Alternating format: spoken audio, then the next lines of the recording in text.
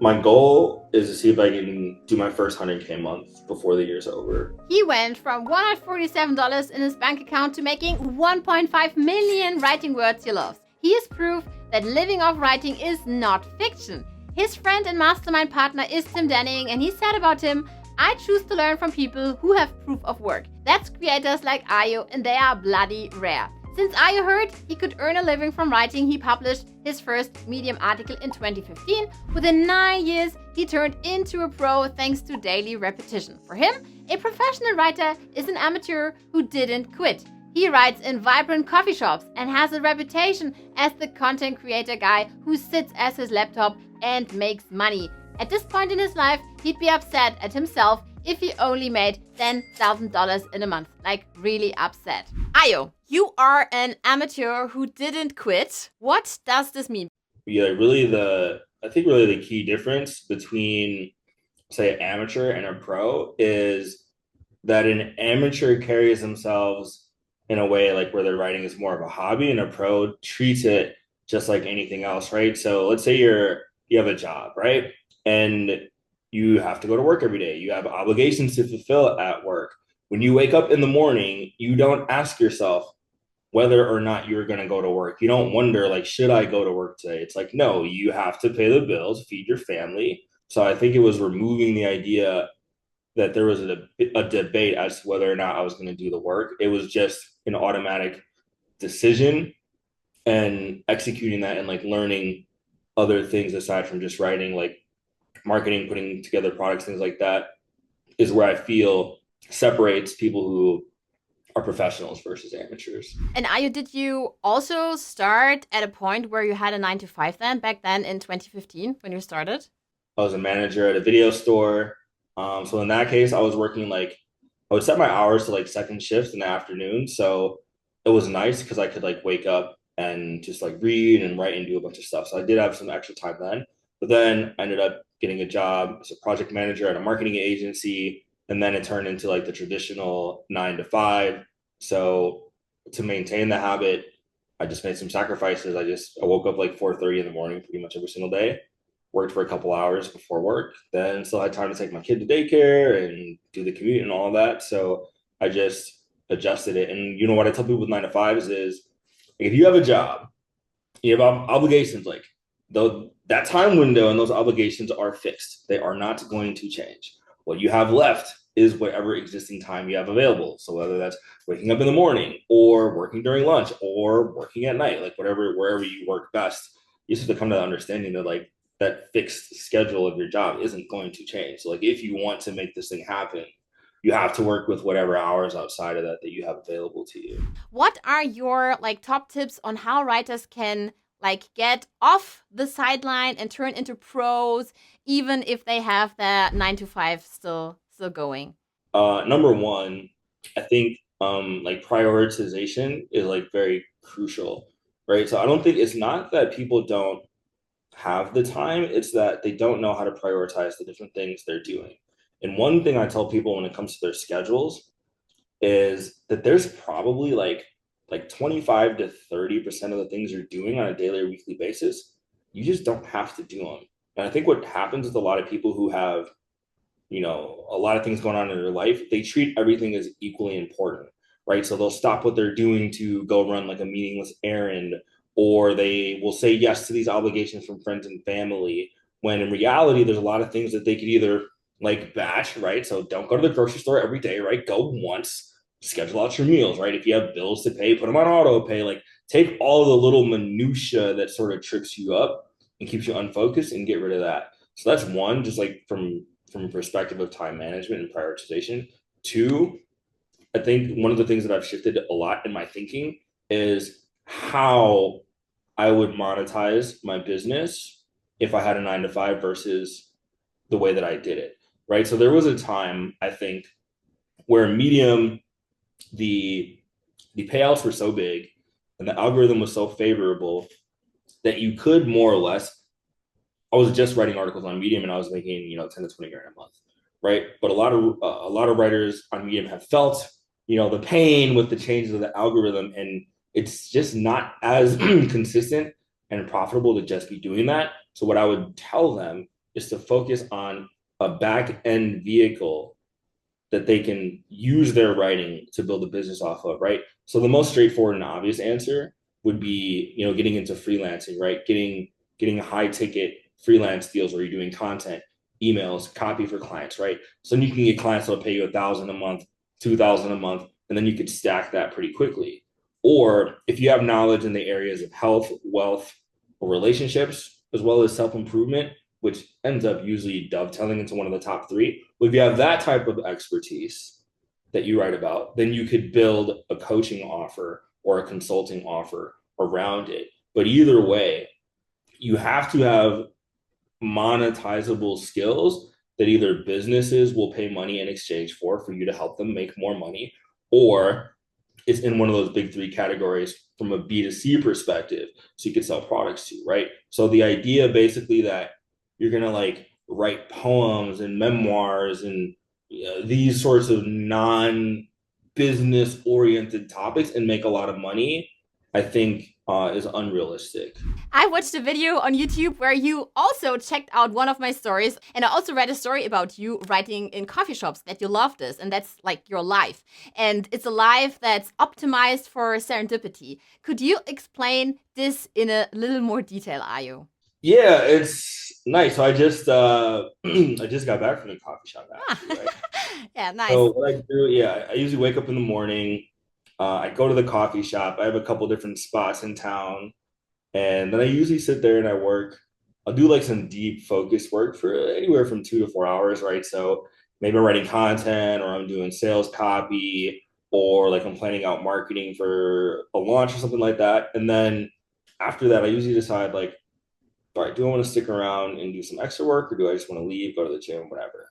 So sometimes like I'll hang out. And then later in the afternoon, maybe I'll be like answering my emails and checking in with students, stuff like that.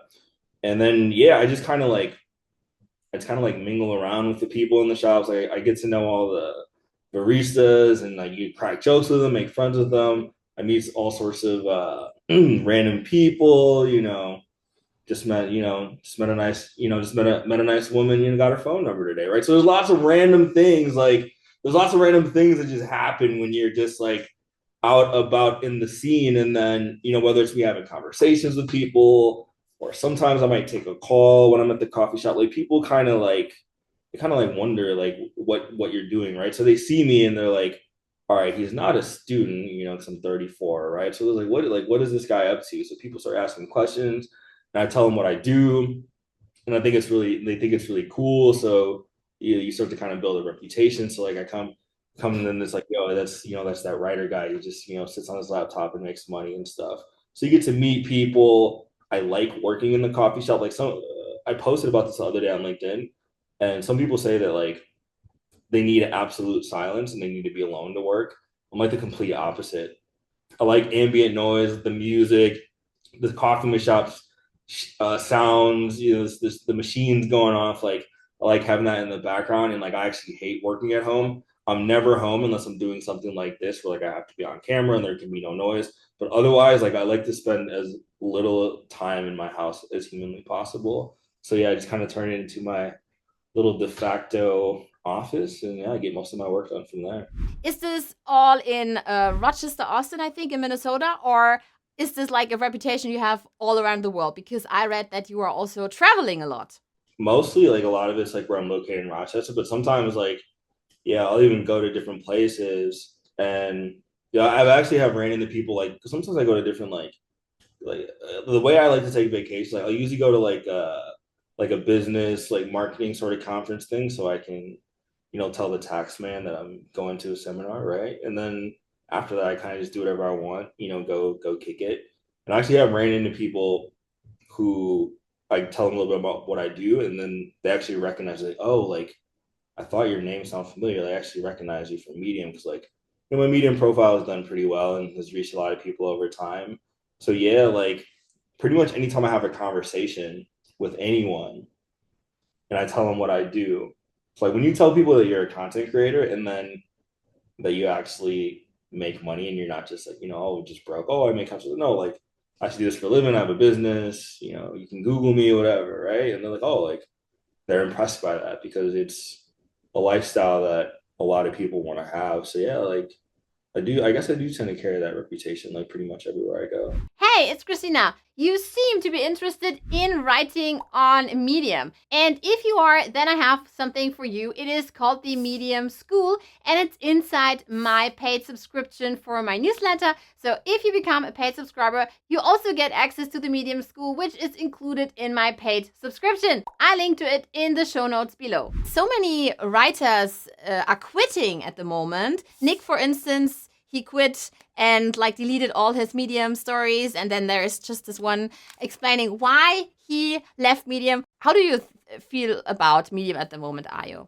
That's a great question. Yeah, like I heard about what happened with Nick deleting his profile. I didn't see like his goodbye message, but behind the scenes, right? So I know Tim, I know Nick, I know Senna, Zuli, like these are all friends of mine. Like I know all the top writers on Medium. And what happened? Like here's my belief on what happened, right? So on the way up, so like whenever you're building a new app, right, your main priority is to get your user base up, right? So in the beginning, like the user base was largely built up by like independent writers who kind of made their own name for themselves. People like me, or even if you go back in the day, like there's people like Benjamin Hardy, who was like kind of like the medium for a while, right? And then basically Medium started to make multiple pivots and changes in direction that I think rubbed some of the writers the wrong way. So like one, there was a period of time where they tried to introduce all these big Medium owned publications. They tried to bring all these big wig journalists and people on the platform, and like it didn't work. Like people enjoyed the writing from the indie writers, right? So that was like one shift they made. Then another shift they made was, I believe, like this is I can't prove any of this, but I've had conversations with people in the background that basically, like if you look at a market, right? If you look at a market like capitalism, there's a lot of like there's a lot of business, like there's a small number of businesses that make a lot of money, right? So there tends to be like this kind of pyramid structure, winner take all effect that can happen, right? But this is just like the 80-20 rule. Like this is the way of the world, right? But what I've heard is that Medium did not like the idea of a small handful of writers like making so much money. So I believe there was an active campaign to flatten and redistribute the earnings, which is like is just fine, which is their prerogative. What I think they fail to understand is that removing some of those winner take all effects, like you see how that happens in an economy where they try to flatten out economies and how it turns out. And I believe they tried to do the same thing. So, and then that's part of it. And then the last part is that I think that Medium and some of the higher ups and the editors believe that they know what the subscribers want more than the market, right? Because if you just let the market decide what they wanted to read, well, then yeah, my stories, Tim's, and like they would pop up quite frequently.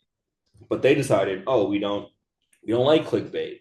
We believe we know better with authentic quality stories. So now we're going to remove a lot of the algorithmic distribution of the content, and we're going to start like with the boost program. We're going to basically decide whether or not you succeed. So it's on us, right? And they say that there's still some algorithmic distribution, but like I've noticed certain things. Like there was a time when you could write a long, like if you had a big catalog, you would develop like a lot of the articles had like a very long shelf life. So you could develop, they had long tail effects in the articles. Couple, I don't know if it's like 6 months ago, but like now basically like the long tail is like pretty much gone. Yeah. Right now, it's only like your recent stories getting stuff. So it's like you have to churn so many articles out. So I think what their hypothesis was that okay, we're going to use these popular indie writers to build up the user base. Now I think it is their belief that their user base is so strong that they don't need to cater to like the writers themselves, and because there are still tons and tons and tons of writers on Medium like flooding with content. So I think their bet is that that is going to be enough and that they can curate the right content, and that they don't need to like worry about how the writers are feeling. So then a lot of writers did make the decision like, okay, I'm going to take my ball and go home then, like if that's the way it's going to be. And I think like with me, like personally, my business, I don't rely on Medium income for my business anymore, like at all. At this point, it's almost like an insignificant and trivial amount of my earnings.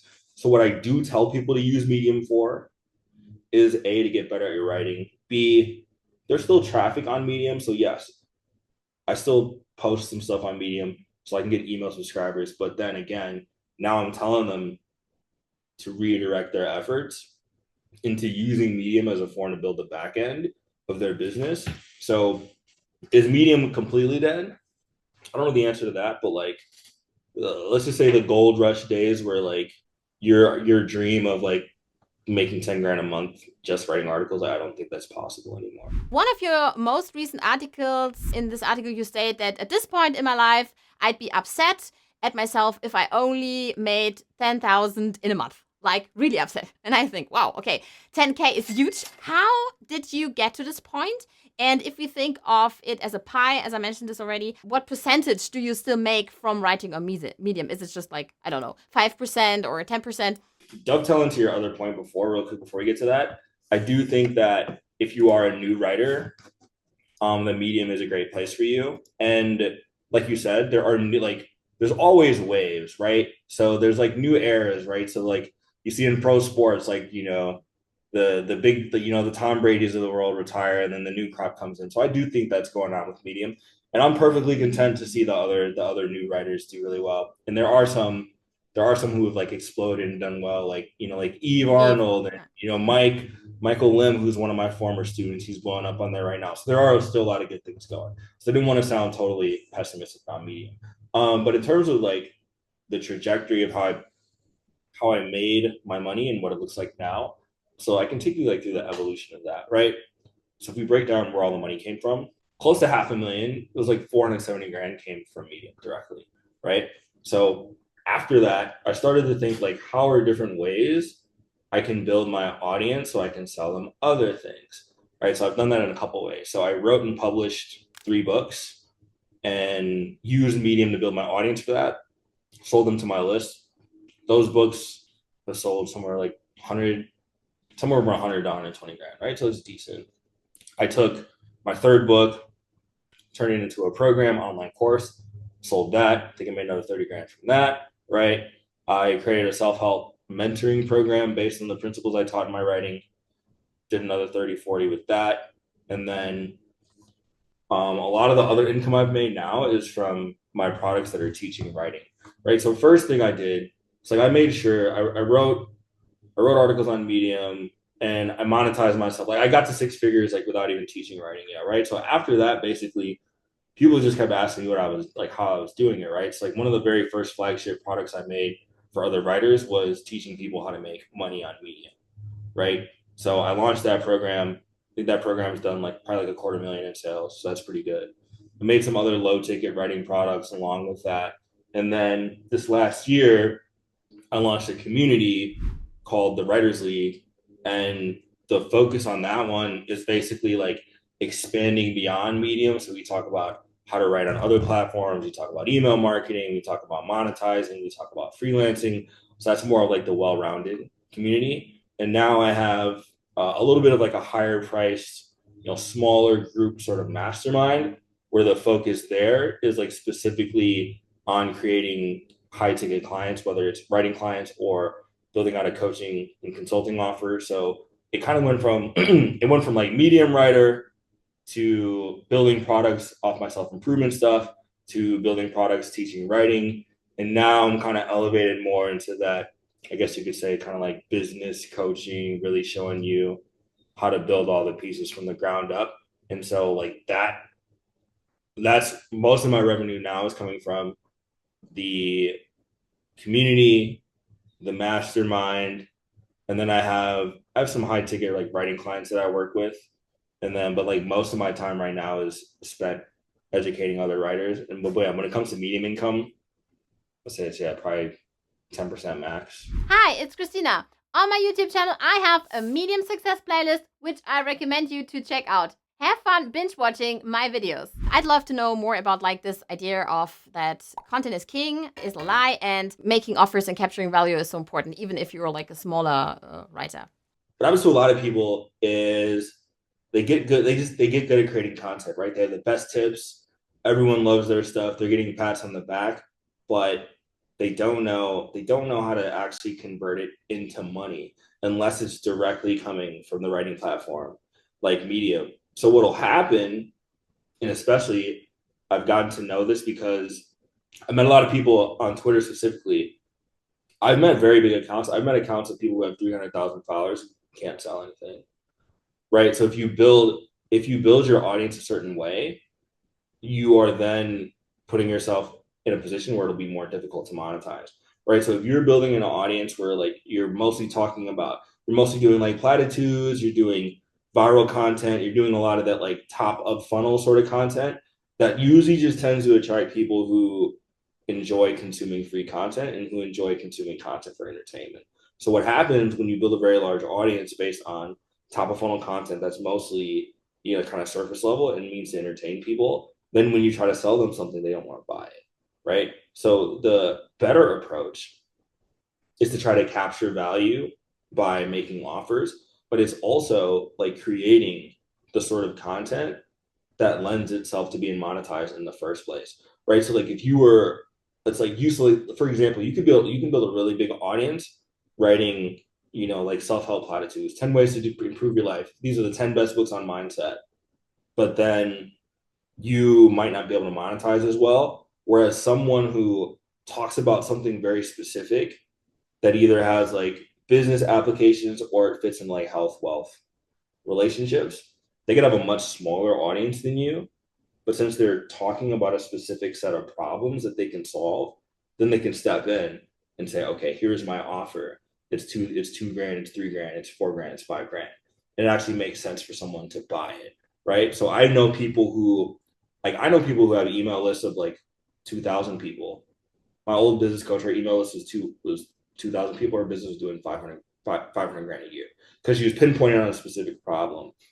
And then it's just making and the offers as well. One thing with creators, they quite literally do not sell enough. They quite literally do not often enough say, I have this thing for sale. It will help you achieve this outcome. Do you want to buy it? Like they don't even make the ask, right? So like in my case, like with my email marketing, I pretty much make an offer every single day. Like every day, whether it's my core program, whether it's a low ticket thing, whether it's to get on the wait list for when I launch something, I'm always making an offer. I'm talking to people, having conversations in the DMs. You know, the first time I started selling via DMs, I made like 8 to 10 grand that first month having conversations with people. So there's more of these. The content creation activities, you do need them because you do need to get eyeballs because you can't sell to nobody. But the things that make money, things like creating an offer that people want in the first place and selling it, things like doing pitches if you're a freelancer or doing DMs to your audience if you're trying to launch your consulting offer, right? Those are activities that generate cash because you're then capturing it. So most people kind of get it in their heads that I'm just going to create content, and then some way, money's going to fall from the sky. Then they fall into the trap. Okay, I'm at 3,000 followers right now, but that's not enough. When I get to 5K, I'll monetize. Then they get to 5K. Okay, no, when I get to 10K, I'll monetize. And then it just becomes a loop like that where there is a shockingly high number of people who have very large audiences, but they don't sell anything or they're bad at selling stuff. So you have to learn, if you're running a business, you have to get good at marketing and sales. And a lot of people are like averse to that because I don't want to be salesy. Well, like I hate to break the news to you, like if you want to make money, you have to be salesy. You have to sell things. And a lot of people underestimate the frequency with which you have to promote your offers. I remember one time I got a sales call with a woman. I must have sent 100 emails about my product. And then I mentioned the community. She's like, oh, I didn't know you had a community. And people don't realize that people aren't just sitting there reading every single one of your emails intently. Like, no, there's 8,000 other emails in their inbox. There's 19,000 other creators on Twitter, LinkedIn, me. Like, you have to repeat yourself and make offers quite a bit. And I think if they flip that ratio, like most people spend 90% of the time creating content and 10% of the time making offers and pitching people. Instead, spend 90% of your time making offers and pitching people, and then 10% of the time with content. So like, these days, I don't create like a large volume of content. Like I'll post a couple times on Twitter, post on LinkedIn. Right now, I'm writing a daily email to my list, and I just copy and paste it over to Medium. And then the rest of my time, I'm spent like improving the offer, improving the delivery of my products with the students, high level stuff. And then I'm going out and just like selling more often. So when I turn down the content time and turn up the selling time, like, well, then, I think my profits tripled over the past like 6 months. Tim Denning on your website says that I choose to learn from people who have proof of work, and that's creators like Ayo, and they are bloody rare. So I think if you get this testimonial from Tim Denning, that's really, really huge. Does this mean that Tim Denning also like learned from you and took a course from you then? Him and I are very good friends, and we've talked a lot like privately. So like one thing that's interesting is so Tim, Sinem, people like that, like, some people on the surface would look at us as competitors, but we don't really see it that way. We will get on calls with each other and we'll talk about what's working in our business, what isn't, right? So we'll trade advice with each other based on what we're working on. And the reason why is because like there's such a large pool of customers to go around. And also like I know people who are in my courses and Tim's and Cinema's, like usually people like they usually end up buying multiple things anyway. So like we're all just trying to get better and collaborate. So it wasn't that he took one of my programs, but that he has been in, like, he's seen inside of them. He's seen the results that my students have got. And then just from him talking back and forth, like he could tell that I knew what I was doing. And he certainly knows what he's doing. Like I learned so much from Tim. Frankly, I don't know how he writes that much. I thought that I wrote a lot, but that guy's on another level. So yeah, we've just gotten to know each other and kind of gotten a feel for the type of results that we've both gotten for ourselves and for our students, so that we have just have a mutual respect there. Like most of the big name writers, at least from like my era, like we're all friends. We all talk. Yeah. We literally kind of died down, but we literally had a private mastermind with all of us, and there was a whole group, and we'd have meetings and stuff like that. So that's another piece of advice, is that you need friends, and you need friends and collaborators. And the way that you get friends and collaborators isn't by networking, it's just by being good. Like once you're good, once you recognize like I wouldn't have taken this call with you had I not seen that you were a serious person who was successful in her own right and already had stuff going on. Right. So it's easier to make an ask of someone or to get on a call with them or have them do an interview if you just demonstrate your own competence as a writer. Like I've just seen so many of your stories pop up that like I had no choice but to remember your name. You have a unique name as well, so it sticks out, right? So like that sort of thing is just like once you make yourself known, like all the sort of A players, we like gravitate towards each other and find each other, and it'll just happen naturally. So like number one thing is to just stand out, right? Be so good they can't ignore you, and then next thing you know, you just have this network of people around you, and it just happens kind of effortlessly. What do you think? What's the secret to this cult like audience you built on Medium? Is there any advice for building a community? I think it is figuring out what you stand for and what you stand against, right? And I think it's there's just saying like if you can alleviate their fears, something, but then the last part of it is like throw rocks at your enemies, right? So you want to position yourself against ideas that you disagree with and focus on what you stand for. So like what I tend to create is usually people are not indifferent towards me. They either love me or they hate me. Yeah. And that's the way I want it to be. I want to push you in one or two directions. And one of the ways you do that is by like talking about what you don't stand for, right? And so like let's take the self-improvement thing. Kind of my whole shtick that worked, it kind of happened naturally, is just like I just saw a lot of this like roses and bubblegum, cotton candy, like way of self-help and talking about the world. And I was just like, yeah, that's not true. Like, that's not how the way things work. And I kind of got into this thing of like, sharing these harsh realities and like being very straightforward and very blunt. It's like I've had people make similar comments where they're like, I read halfway through your article, Ayo, and I kind of wanted to punch you in the face. But then after that, I realized you made some good points. So like I appreciate you being very straightforward. And I think it was the fact that I tend to be like very straightforward that it attracts the type of people who, because like if you're not ready to change, you're not going to want to hear those sorts of things. But if you are, sometimes it takes someone kind of telling you something that hits you between the eyes to really make you lock in. So that's like it kind of evolved over time. But yeah, just things I stood for and against. Like people who know me, like I hate like politically correct culture. Like I'm not a fan of it all. Sometimes I could be a little crass and aggressive, but like the people who resonated with it, and those who don't. And it's engineered on purpose. So like a good little exercise for positioning, figure out what in your niche that you disagree with. Don't attack other people, but attack other ideas and talk about why your way of doing things is better and unique.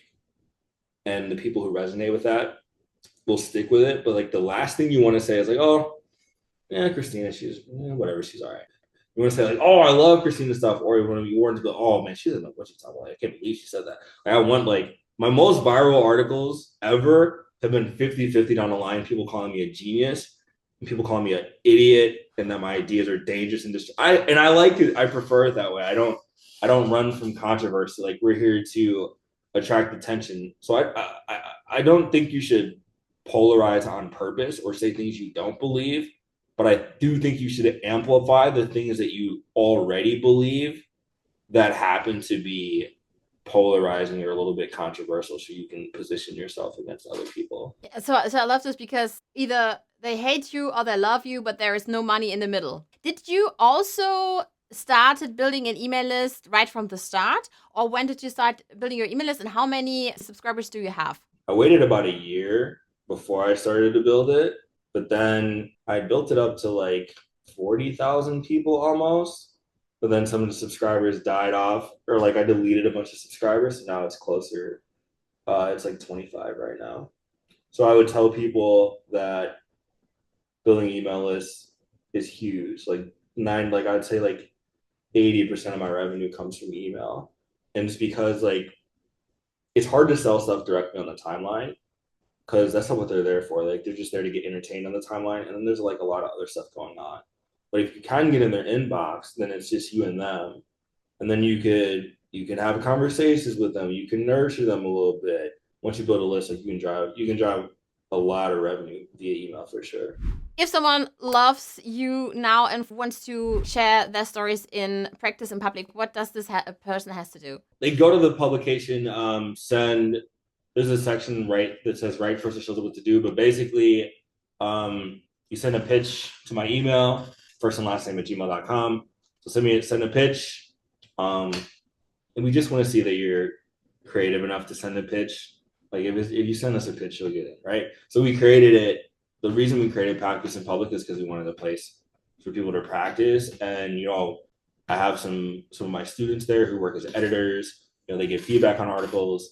And I kind of started as a fun little experiment, but Practice in Public is kind of popping. People like going there and publishing. So it's a nice little publication. We're getting some solid views too. So yeah, just shoot me an email to first and last name at Gmail. Maybe I'm sure Kristina could type it up and put it in the comments or whatever. But yeah, just send a pitch and we'll get you in. We usually get stories published, 48, 72 hour range is what it tends to be. So if you wanna sharpen those skills, come on over to PIP. We'd love to have you. I bet you'd like to start writing on Medium part-time.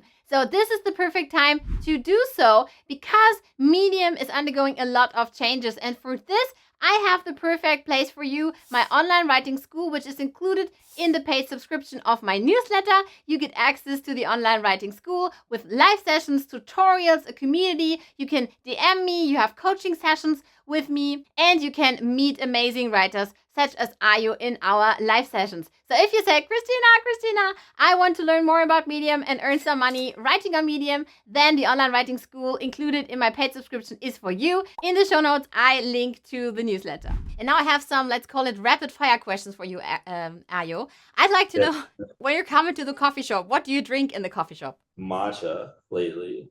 So I've been drinking because I usually drink coffee like when I wake up at the house. So then drinking more coffee like tends to make me a little bit too jacked up. So we're drinking a lot of matcha lattes. That's my go-to recently. Do you drive with your Lambo there? Because in an article I read something about a Lambo that you're asking your coaches about. I didn't get a Lambo. I got like I got a pretty high end BMW. You know, it's been turning heads, so I'm good with that for right now. I would like I got a kid right now, so I didn't buy a two-seater, but that'll be like my all around. So maybe next year I'll get a thinking of yeah, either the Lambo, Aston Martin, McLaren, something like that. Porsche. I kind of like Porsches. Some people say they don't like Porsches. I like Porsches. So maybe one of those. I get something fancy, maybe AMG GT, something like that. What is it like to live in Rochester, Austin, Minnesota for you? Is it your hometown, Ayo? Nah, so I grew up in Milwaukee, Wisconsin, and then I moved to Winona, Minnesota, was where I went to college. Then I met my ex-wife there. We had a kid, and then we broke up. So I just settled in Rochester area because it was like kind of the closest area could be to where my kid lived. That was relatively decent sized city. So it's a small town. We do have the number one hospital in the world happens to be in Rochester, the Mayo Clinic. It's like a world famous hospital. LeBron James brought his son there who was having like heart problems. So he was in town. So like a lot of people, celebrities, oil sheiks, politicians, they all come in the back door and go to the hospital there. So that's pretty interesting. But yeah, it's a chill small town, nothing crazy. So yeah, if I want excitement, I just go travel somewhere big. But otherwise, I just kind of chill in my little town and work. And what's your favorite thing then you do with your 8-year-old daughter? I love it when it's warm. We go do stuff outside. Like she loves to go to the park, run around there. She loves swimming, going in and being in the water. Like her mom was like a really good swimmer, so I think she has some swimmer DNA. So like she loves going to the beach or we go to the pool. So especially in the summertime, just getting out of the house, going to the park, swimming, being out in nature, stuff like that. Then she, we have a lot of fun. We run around, play. Tires are out nice and good. She gets a good night of sleep, so it's fun for everybody. Ayo, last but not least, what are your plans for 2024 and beyond? Money-wise and personally, we already heard about like your sports car dream. What are your plans then for 2024 and beyond? My goal is to see if I can do my first 100K month before the year's over. So I hit like 74 in March, I think. So I got close.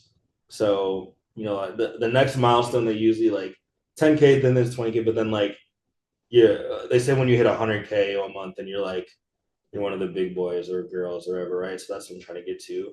And then my goal for 2025 is to hit seven figures, hit a million in revenue. That would be great. So like the main vehicle we're doing for that is words to dollars, which is more of my kind of higher end mastermind. So there we're focusing a lot more with less beginners and more like intermediate writers who like they have an audience already.